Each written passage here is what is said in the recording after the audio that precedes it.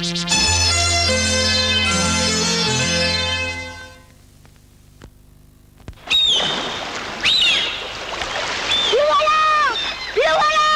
Petit Navire rentre au port, tout le monde accourt car avec lui arrive le bon goût du thon du large. Ah, le thon Petit Navire, une saveur digne de l'océan.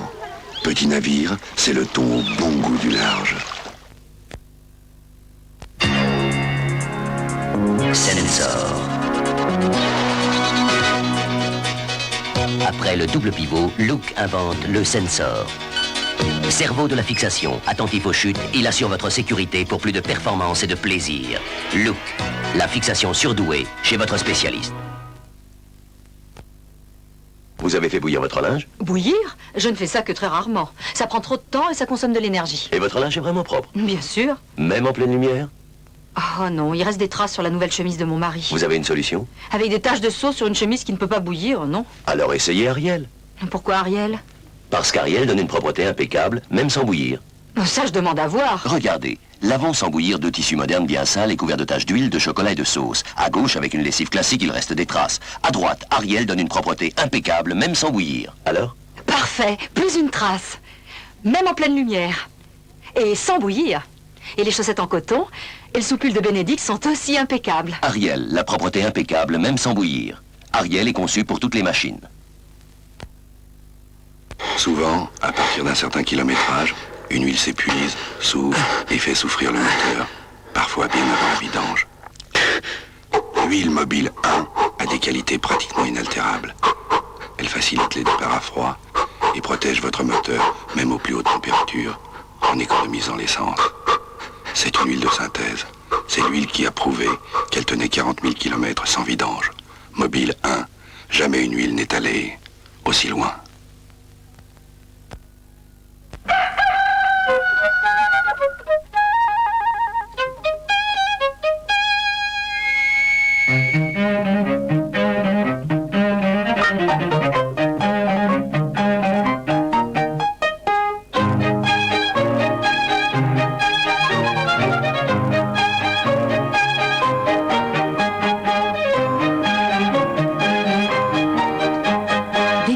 L'harmonie dans la maison.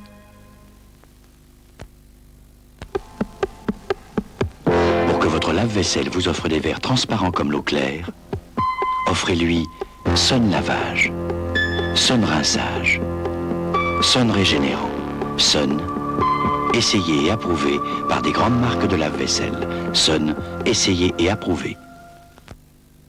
Alors, vous avez gagné? Pensez où? Et pourtant j'avais tous les bons numéros, mais pas dans le bon ordre. Oh, c'est bête. À la tranche de l'Arlequin, on peut gagner dans l'ordre, mais aussi dans le désordre. Il y a ceux qui le savent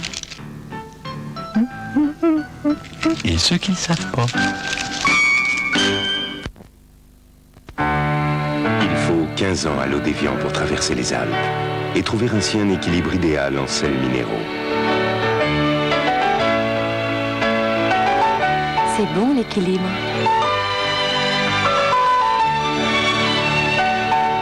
Quand on la boit, l'eau d'Évian purifie l'organisme en douceur. Elle est toute harmonie, pureté, équilibre. Évian, l'équilibre minéral. C'est bon l'équilibre.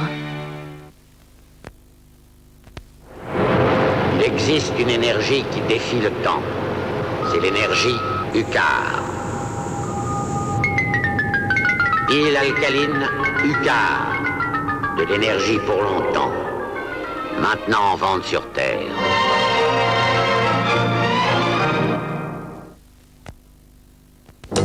Jambon Label Rouge. Donnez-lui du jambon toujours frais. Jambon Label Rouge. Donnez-lui du jambon cuit à la perfection. Jambon Label Rouge. La garantie d'un jambon toujours bon. Précisez, jambon Label Rouge.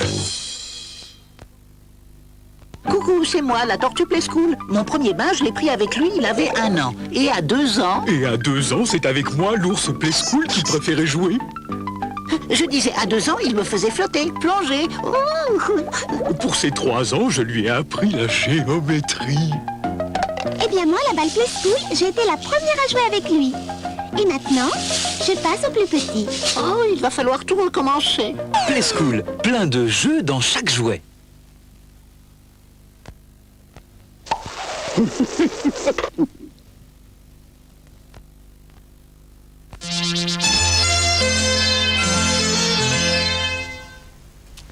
Mesdames, Messieurs, je vous rappelle qu'à partir de 22h50, vous retrouverez Jean-Michel Lelio. Il présentera Sport Dimanche Soir, l'émission de François Janin, avec, je crois, au programme, parmi les résultats de ce week-end, eh bien, du rugby, du football, du basket, du nautisme. Ensuite, la dernière édition du journal, qui sera suivie, comme chaque dimanche soir, de l'émission du rabbin Josie Eisenberg à Bible ouverte. Mais après le cinéma qui a bien commencé notre soirée, nous allons maintenant nous intéresser au théâtre avec Plein Feu, l'émission de José Arthur et Clément Garbizu. Nous partons à l'Opéra de Paris avec Lear d'après Shakespeare et puis Le Songe d'une nuit d'été avec toutes les étoiles de l'Opéra de Paris. Également au théâtre de l'Athénée, au théâtre des Mathurins, au théâtre Fontaine et au théâtre de Vanves avec Maurice Fanon. Je vous souhaite de bien poursuivre cette soirée de dimanche avec TF1.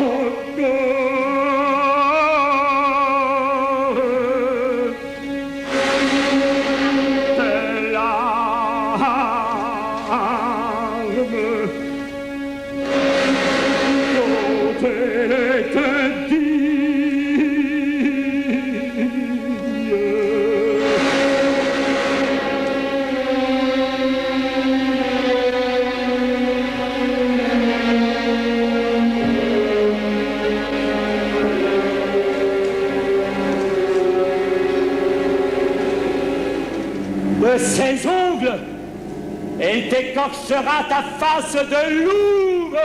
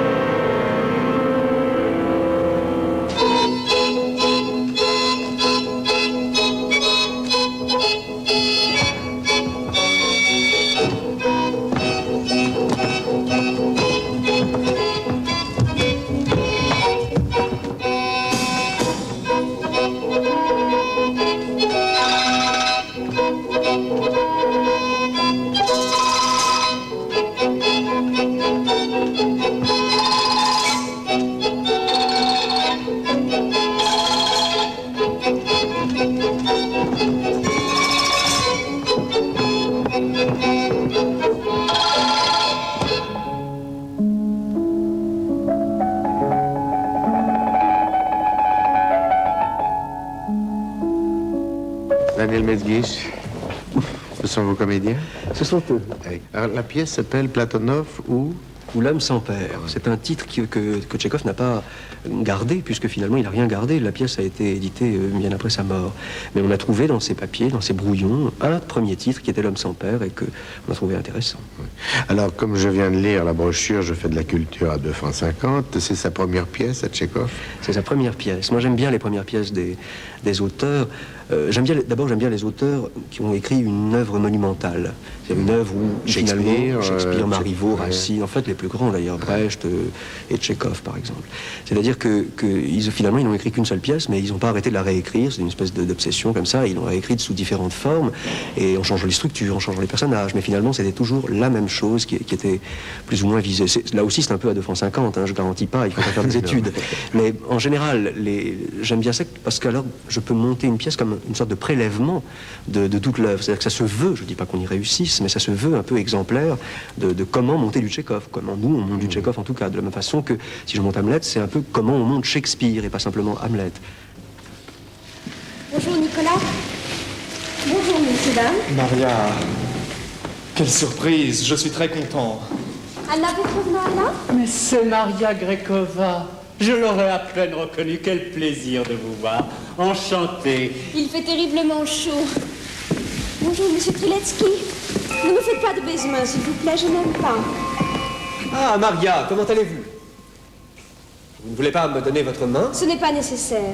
Oh, serais-je indigne de votre petite main? Je ne sais pas, vous n'auriez pas demandé ma main si je n'avais pas dit que je n'aimais pas cela. Vous n'êtes pas sincère. Pas sincère, moi? En général, vous aimez faire ce que je n'aime pas. Voilà une conclusion qui ne s'est pas fait attendre. Michael, arrête. Oui, tout de suite. Alors, Maria, où en est votre éther de punaise? Quel éther? On m'a dit que vous obteniez de l'éther à partir des punaises. Vous voulez enrichir la science, c'est bien ça? Vous plaisantez, n'est-ce pas? Il plaisante tout le temps. C'est très gentil à vous d'être venu, Maria. Votre maman se porte bien? Vous êtes toute rouge, vous avez trop chaud. Pourquoi me dites-vous cela? Mais pour parler, il y a très longtemps que nous n'avons pas parlé tous les deux. Vous êtes fâchés, si, vous êtes fâchés. Pourquoi vous mettez-vous toujours en colère contre moi? Je ne suis pas en colère, je ne sais pas en quoi je vous dérange, c'est chaque fois la même chose. Je fais pourtant de mon mieux pour vous éviter ma présence. Nicolas m'avait juré que vous ne seriez pas ici. Nicolas, j'avais menti. Vous m'avez menti. Nicolas, vous avez menti, vous m'avez menti. Vous pleurez? Ah non, elle ne pleure pas. Ah si, elle pleure. C'est bon, les larmes, ça soulage. Michael, arrête. Encore une fois, c'est la fin de notre amitié. C'est peut-être un peu excessif comme réplique, non? Non, Platonov, vous jouez le rôle. C'est un homme, on appellerait ça aujourd'hui un loser. Oui, c'est-à-dire que c'est quelqu'un qui sera, je pense, ce qu'on appelle un raté, un loser, mais c'est en même temps quelqu'un, je crois, qui réussit ses ratages, en quelque sorte. C'est-à-dire que c'est aussi une vraie volonté, peut-être pas consciente, mais là, alors on s'enfoncerait dans des... Il sublimise le ratage. C'est ça, c'est ça. C'est-à-dire que en fait, c'est comme Rimbaud ou Baudelaire ou tous les grands poètes maudits qui sont d'une certaine manière des ratés, parce qu'ils n'ont pas réussi à être médecins, tout simplement. À part que lui, il n'est pas non plus Rimbaud ou Baudelaire. C'est-à-dire qu'il a raté tout. Mais il a réussi cette espèce d'absolu de raté. Vous êtes venu vaincre une forteresse. Je ne suis pas une forteresse.